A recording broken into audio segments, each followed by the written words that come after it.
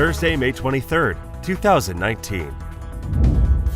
Trump's Mideast envoy slams UN over solutions to Israel-Palestinian conflict.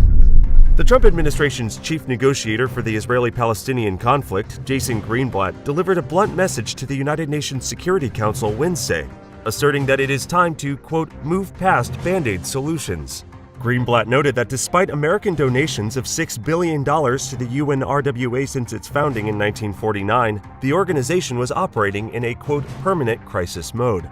Greenblatt reiterated that the U.S. is ready to engage with host countries or non-governmental agencies to take over providing UNRWA services to 5.3 million refugees.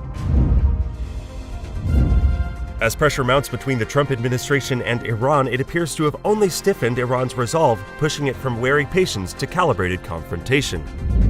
Conservative MPs expect Theresa May to resign or be forced out of office within days, as the cabinet turned on the Prime Minister and support evaporated for her latest Brexit proposals. Benjamin Netanyahu received on Wednesday a 3-month delay until October for a hearing to argue against the Attorney General's plan to indict him on graft charges. Ukraine's parliament snubs new president on election law. Ukrainian lawmakers on Wednesday turned down the new president's proposal to amend the election law in a blow to his hopes to get more of his supporters into parliament. Volodymyr Zelensky, who became famous for playing the role of a Ukrainian president in a popular TV sitcom, was gambling that his popularity will allow his party to make a successful showing in the parliamentary vote set for July 21st. Zelensky criticized his foes and urged voters to elect a new generation of politicians.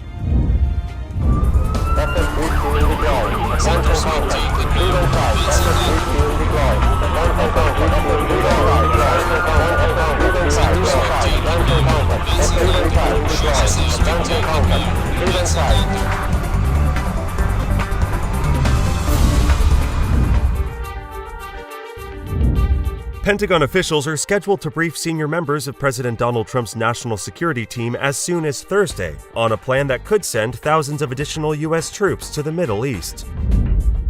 According to local police, the smashing of 2 car windows outside a Chicago synagogue was not a hate crime.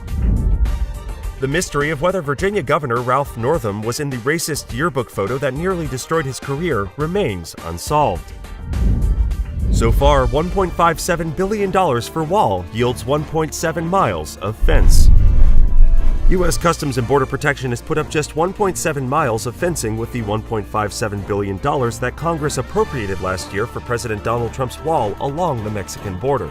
A judge in Oakland, California is weighing requests from 20 state attorneys general and the Sierra Club to block Trump from using funds not authorized by Congress to build the wall. A May 20th report by Customs and Border Protection doesn't state how much of the $1.5 billion has been spent up to date. Under an executive order signed by Mayor Bill de Blasio, community and ethnic media outlets will be receiving at least half of all New York City advertising dollars. Members of de Blasio's police security detail are racking up overtime following him around the country for his presidential campaign. A Hasidic group is using a Jewish holiday to fight anti-Semitic sentiments tied to a measles outbreak.